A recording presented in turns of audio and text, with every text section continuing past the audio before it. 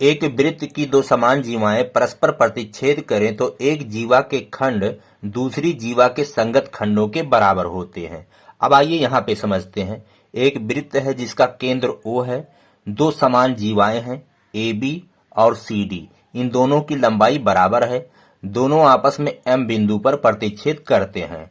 हमें सिद्ध करना है कि AM जो है वो CM के बराबर है तथा DM BM के बराबर है। हमें यही सिद्ध करना है। तो कैसे सिद्ध करेंगे? सबसे पहले हेडिंग डालेंगे दिया है O केंद्र वाले वृत्त की समान जीवाएं AB और CD परस्पर M बिंदु पर प्रतिच्छेद करती हैं। इतना हमको लिख देना है। उसके बाद दूसरा हेडिंग डालेंगे सिद्ध करना है। जो चीज सिद्ध करना उसे लिख देना है, AM बराबर CM तथा BM बराबर DM। अब अगला हेडिंग डालेंगे रचना। तो यहाँ पे रचना करेंगे। आइए हम रचना कर लेते हैं। तो आइए हमने यहाँ पे रचना कर लिया है। जीवा AB और CD पर, ये दोनों बराबर जीवाएं हैं, इन पर हमने केंद्र से लंब खींच लिया है। AB पर लंब OP खींचा है और CD पर लंब OQ खींचा है तथा O को M से मिलाया है। इतना काम हमने किया है, जिसको हमने लिख लिया यहाँ पे रचना में। OP लंब AB तथा OQ लंब CD खींचा व O को M से मिलाया। अब अगला हेडिंग होगा उपपत्ति। उपपत्ति। आइए यहाँ चित्र में समझ लेते हैं।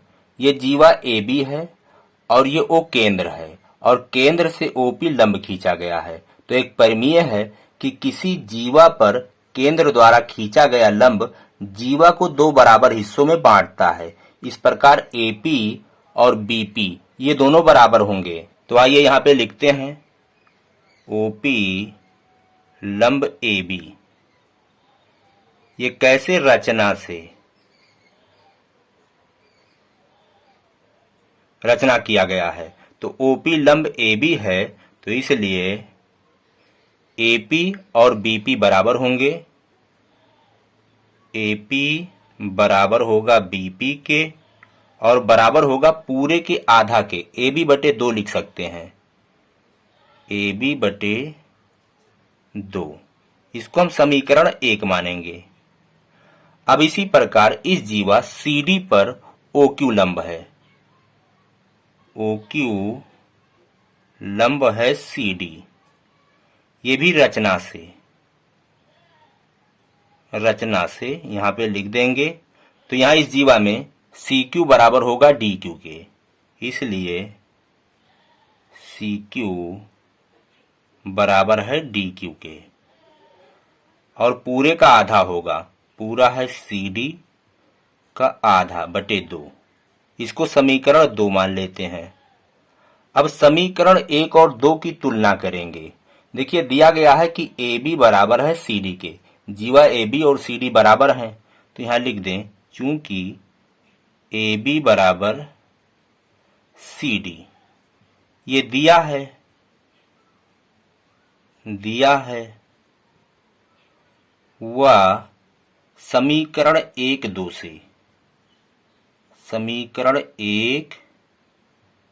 और 2 से देखिए दिया गया है कि AB ये वाली जीवा और CD ये वाली जीवा बराबर है और हमने समीकरण में क्या सिद्ध किया है कि ये इतना दूरी AP बराबर है BP के और CQ बराबर है DQ के। तो इस प्रकार यहाँ क्या निष्कर्ष निकलता है कि हम AP बराबर CQ लिख सकते हैं। तो यहाँ पे लिखेंगे AP बराबर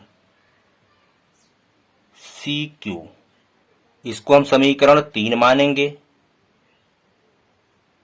उसी प्रकार BP बराबर हम लिख सकते हैं DQ, BP बराबर DQ। इसको समीकरण 4 मानेंगे। अब इन सब का काम लगेगा। अब आइए यहाँ पे देखिए दो त्रिभुज हैं, एक ये वाला OPM ये वाला त्रिभुज और दूसरा है OQM। तो चलिए इन दोनों को सर्वांगसम कर लेते। त्रिभुज OPM व त्रिभुज OQM, इन दोनों त्रिभुजों में, यहां दोनों त्रिभुजों में क्या देखते हैं, OM बराबर है OM के, OM बराबर OM क्यों? उभयनिष्ठ है, दोनों में है। यहां लिखेंगे उभयनिष्ठ। अब दूसरा अंग देखते हैं। ये देखिए कोण P कोण Q के बराबर है, 90 अंश है रचना से। तो यहां लिखेंगे कोण OPM, कोण OPM वो बराबर है कोण OQM के, बराबर है 90 अंश। यहां लिख सकते हैं रचना से।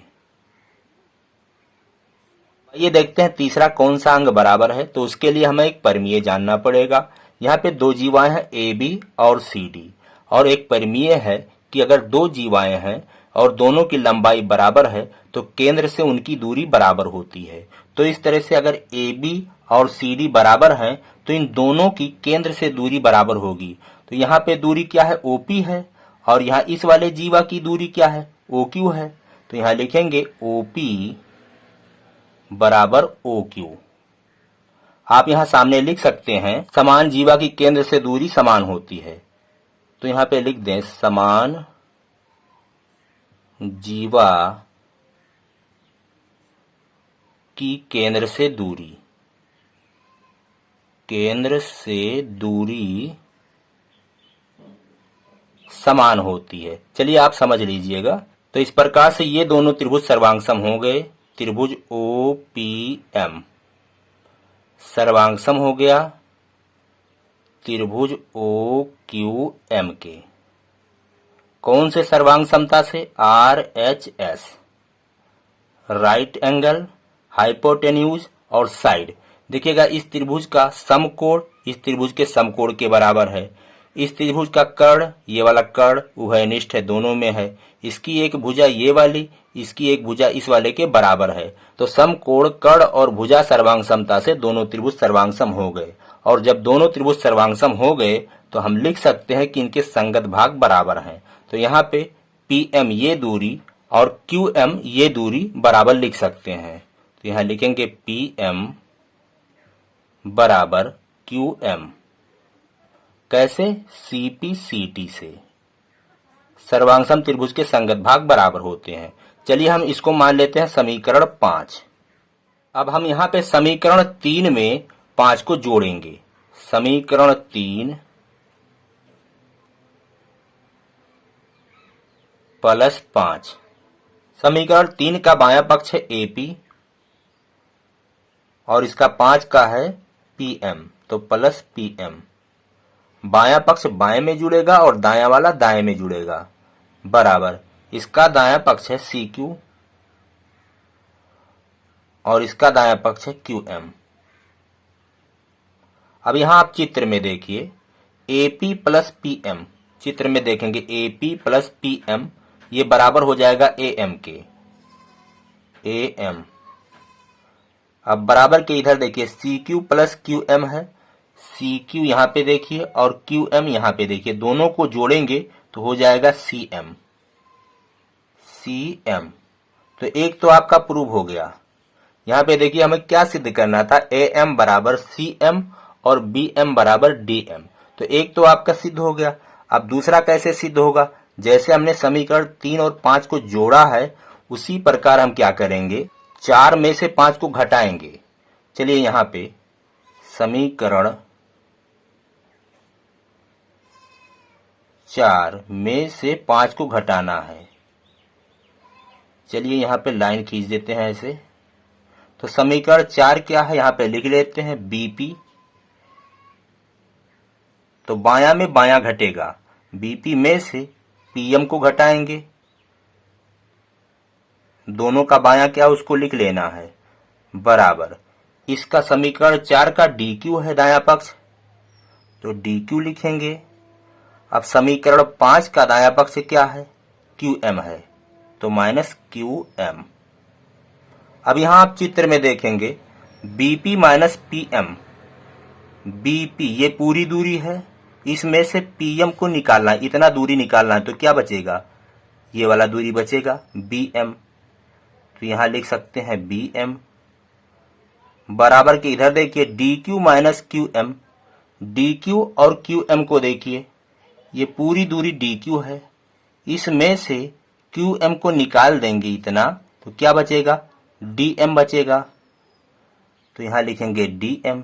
तो दूसरा भी आपका प्रूव हो गया, BM बराबर DM, ये प्रूव्ड हो गया। तो इस तरह से सिद्ध होता है कि एक वृत्त की दो समान जीवाएं परस्पर प्रतिच्छेद करें तो एक जीवा के खंड दूसरी जीवा के संगत खंडों के बराबर होते हैं। हम मिलेंगे आपसे अगले वीडियो में। कहते हैं जय हिंद, जय भारत।